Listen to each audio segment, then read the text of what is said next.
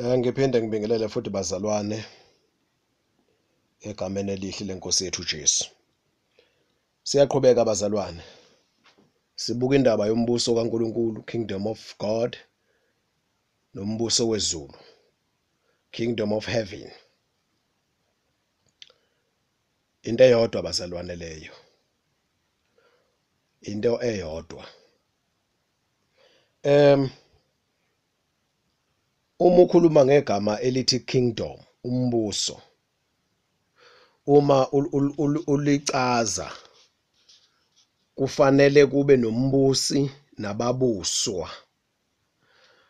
Kufanele kube nabantu ababuswayo, kube nomuntu obabusayo. Uma sikubiza lokho ndawonye sikuhlanganisa sithi kingdom. Amagama amabili lawo, king and domain. King and dominion. Kufanele kube nenkosi, kube nabantu, kube nendawo. King bese kuba people, bese kuba territory. So makuthiwa kingdom of God, uNkulunkulu uyena umbusi, abakholwayo abazelwe kabusha babuyisana noNkulunkulu, bangabantu ababuswa uNkulunkulu. Territory bakuphi? Basemhlabeni. Then yona kingdom of God leyo. Kingdom of Heaven, uNkulunkulu enobusayo, kukhona ingilosi ezingcwele ezulwini, ibabantu laba ababuswa uNkulunkulu. Indawo, territory kusezulwini. God is above all. God is overall. Right. What is government? Igama elithi government lisasho khona abazalwane, uhulumeni, umbuso. So kunombuso wasezulwini, uhulumeni wasezulwini. Ngokwe-dictionary amanye mayichaza igama elithi government lithatha i-example ephelele ngokwe-system yase-America. I-America, when you speak of the government, it is defined into 3 divisions. Ichazwe ngokwezigaba ezintathu. Uma kuthiwa kuchazwa igama elithi government eAmerica, then i-division yokuqala ilebizwa kuthiwa i-Senate or i-legislature. Uma ukhuluma nge-Senate noma i-legislature, amadoda akhethwayo anikezwa amagunya. Ilaba abantu abangaphezulu kwabo bonke abantu mokhuluma nge-country. Ibona abakhulu ukudlula bonke abantu ngoba yibo abashaya umthetho.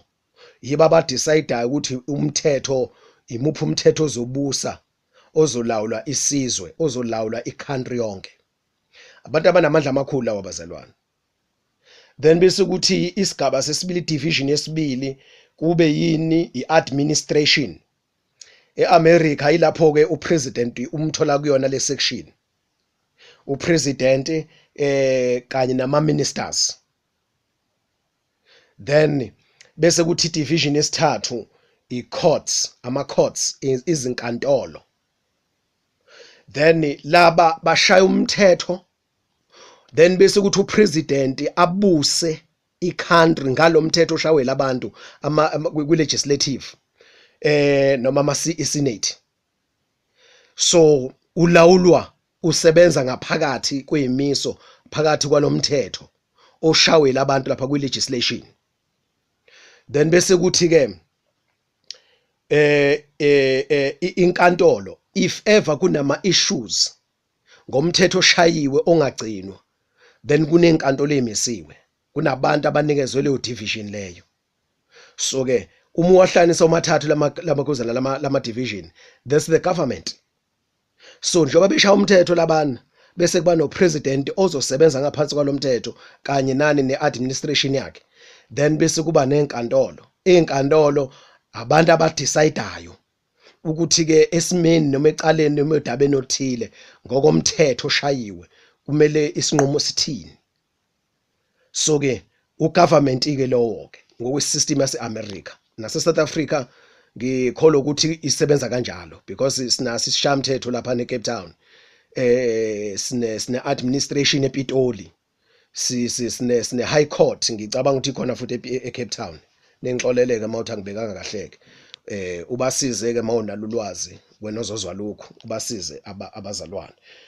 Right, sengichazile ukuthi what is government. Uma ufunda Isaiah chapter 9 ngithi lapha nako verse 6 uthi the government shall be, ngithatha ilokhuzana iversion especifyayo ethi the government shall be upon his shoulders. Umbuso uyoba semahlombe akhe. Ubani? uJesu Kristu. uJesu Kristu uyinkosi, he is the king of kings. Leli gama elithi is the king of kings, yes, uyinkosi yawonke amakhosi akhona emhlabeni. Nayo bakhona ngokumiswa uNkulunkulu amakhosi abezizwe emaphakadeni nasemaphakadeni, but uJesu will be always above other kings. Then makuthiwa inkosi yamakhosi, njoba ngishilo ngathi thina siwumbuso kaNkulunkulu, a kingdom of kings, a kingdom of priests. Siwumbuso wamakhosi, the kingdom of rulers. We are all rulers, we are all kings, we are all priests. Above us, ngaphezulu kwethu thina sinenkosi engaphezulu. Uma kuthiwa kunenduna bese bakhona induna enkulu, yabona, then induna ephethe ezinye induna.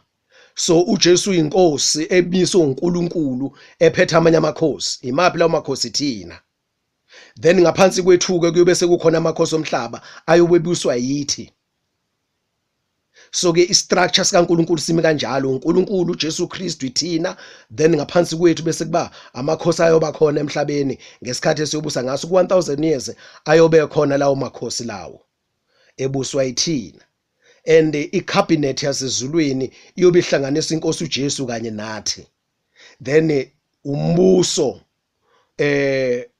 kaNkulunkulu obusayo emhlabeni kodwa uphethwe kuphi? Ezulwini. So mathiwa the kingdom shall be upon his shoulders, umbuso basemahlombe akhe, then thina siwumzimba kaKristu.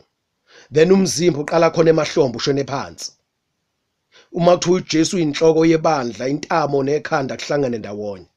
So ke thina siwumzimba kaKristu, umbuso ubekwe emahlombe ethu, ubekwe emahlombe kaJesu, ubekwe kithi emzimbeni wakhe ukuthi sibuse. So ke bazalwane, we are kings. We are not just mere people. We are not just ordinary people. We are kings ngokweBhayibheli. Lento isho ukuthini ke manje? Isho ukuthi lento bazalwane efanele siziqoqe. Sazi ukuthi njengamanje kuseyini. Uyabona mangabe ingane zalo ebukhosini, kuyaziwa ukuthi ubaba ukhona, ibizwa kuthiwa yiprince. Ayikabiyona iking. Iseyiprince. Iyakhula izazi ukuthi I'm the next king. I am the next king. So ke siyazi isikhathi sama sikashayi. So inendlela eyiphatha ngayo, ayihambi noma yikuphi, ayikhulumi noma ayihlangana noma ubana, yenzi noma kanjani, iyayicweqwa ngoba iyazazi ukuthi I'm the next king of the people. So umuntu oyinkosi ulindele ukuthi ayiphathe ngendlela ethile. So ke manje iBhayibheli lisiforbid abazalwane to be the part of the systems of this world. Why? It's because bazalwane mase sisindisiwe singamakhosi. It's just that asikashaya isikhathi sethu sokubusa njengamanje sisempini. Vele lento yobukhosi yalwelwa bazalwane. Iyimpi yabangwa. Uma ubona amakhosi omhlaba amakuthiwa ezombusazwe, sibonile ezepolitiki ukuliwa ezepolitiki, yini ezokubanga ukubusa ukuthi liphi iqembu elizophumelela libuse uphuma upresident kulo. Lento yokubusa vele iyaliwa iyimpi. Nathi sisempini bazalwane njengoba sisindisiwe nje, uSathane uzamile ukusisusa kwiposition yethu ngokuzidlisa isono. Sagcina sizalwe emvelweni yesono. But uNkulunkulu wasenzela umusa sabuyela kwiposition yethu. Yabona, yonke lento isenzeka ngokukholwa spiritually. Then njengalokhu uJesu ezilo kokuqala ubesazolwa impi yokomoya, usazolwa kwelikamoya, akhulula abantu kwelikamoya spiritually ukuthi abafele kudilwe nesono. then uJesu asenze sibe ngamakhosi, but literal and physical ukuthi esibusa kabi khona bazalwane 1000 years ake. Then mase kuphela 1000 years so bese singena kuma eternities of eternities, whereby lapho so will be continuing to be kings forever. So ke ngithi angichaze kanjalo bazalwane egameni kaJesu. Senguphendulile umbuzo ukuthi what is government? Right. Uma ubheka iBhayibheli bazalwane, njoba sengichazile ukuthi lapha Genesis uNkulunkulu mayiqala ebeka umuntu ensimini yaseEden uthi akabuse. Then sangena isono. Wafika la uNkulunkulu manje eyihlungela ethathela abantu bakhe emhlabeni eyihlukanisela. Yabona, eselect abantu bakhe eyidumulela abantu bakhe akazobabusa abazobuswa nguye babe umbuso kuye, babe umbuso wakhe obuswa nguye uNkulunkulu abantwana bakwaIsrael. Then sakuthola lokho uyathola ukuthi ikhona ukingdom of umbuso kuthiwa umbuso kwaIsrael, kingdom of Israel. Uma washaya nje eBhayibhelini lakho lesingisi useshe igama elithi kingdom, then useshe the whole Bible, then uzoyithola igama elithi kingdom of Israel. So ke lento yombuso iidea kaNkulunkulu umhlaba ungakasekelwa ukuthi mayiletha abantwana bakhe emhlabeni bazomfuza ngokuthi nabo babuse njengalokhu uNkulunkulu umbusi ku-universe. But yena uNkulunkulu ku-universe uNkulunkulu unikeza amadodana akhe iportion eyumhlaba ukuba bayibuse. Nangoke manje uLucifer seyuzongcolisa wawucorrupt umhlaba. Then ke yamaka indaba yethu yokubusa njengamanje kwadilwa nale corruption. Mase kuqedwe le corruption egcineni, then will be reinstituted into our position. But njengamanje we are being qualified. Once wasindiswa usuqualified ukuthi we are the next king. But asikashaya isikhathi ukuthi uhlale esihlalweni ngenxa ukuthi kusekhona lokhu kungcola lokukonakala okusekhona emhlabeni. Mase kuqediwe noma sesithathiwe sasuso kwaqedwa lobububi, then siyabuya sizobusa. Indaba ukuthi sizohlwithwa ngicela ukuyicacisa abazalwane. Indaba ukuthi sizohlwithwa sihambe sezulwini for a purpose. Ngichazile kwamanye ama-audio. Uma sekuphelile lokho, yabona, okunye kwakhe ukuthi siyoqheliswa ezulwini ngoba sisebenzile emhlabeni. Then siyoqheliswa sithola imiqhele esifanele ngokwemisebenzi yomuntu nomuntu njengoba nje manje kusasetshenzwa and sisebenza umsebenzi oyimpi. Amasosha kahle hle mayiqashwe istate ayasebenza. Kodwa futhi asebenza umsebenzi wokulwa empini to protect the country, to fight against the enemies of the country. So manje uyasebenza lo muntu uzohola. So nathi singamasotsha kaKristu sisempini siyalwa and semtime lokho kulwa kwethu lokho lempi yethu iwumsebenzi esoqheliswa ngawo. Then ke siyothathwa ke siswe ezulwini siyoqheliswa. But intention kaNkulunkulu akusikhona ukuthi siphelele khona. Intention kaNkulunkulu ukuthi kubuye kuzobuswa la emhlabeni. Right, isho enkulu lebazalwane ngoba asiuphinde futhi isambulo bani isambulo chapter 5 verse 10. Wabenza babe ngumbuso nabapriesti kuNkulunkulu wethu babuse emhlabeni. Intention kaNkulunkulu ukuthi senziwe siba ngabapriest ukuthi sibuse emhlabeni ngoba labantu manje abahambe bedukisa abantu bethi kuyabuswa manje umuntu uyafa njengamanje and ingcebo ubukhazikhazi bomhlaba akuphethwe izandla zabazalwane. Ngisho umzalwane ngathi ucebile ngathi uphumelele nani angeke umqhathanise nabantu abangakholwa. Ingcebo asivume bazalwane isezandleni zabantu abangakholwa, abantu ababi abanikezwe uSathane leyo ngcebo. And leyo ngcebo le corrupt ibangwa into ephethwa abantu abangakholwa yonakele. So this why thina kuthiwa sidele konke, sizidele zonke lezi zinto oba thina sibekele kwethu okuperfect bazalwane, okuhle okungcwele okuphelele, and kuzoba ngokwethu forever. So ke manje abantu badukisa abazalwane nabazalwane ngenxa ungabi nalo ulwazi bagcine beduka ngoba lento yokufuna ukuba mkhulu ifakwe kithi.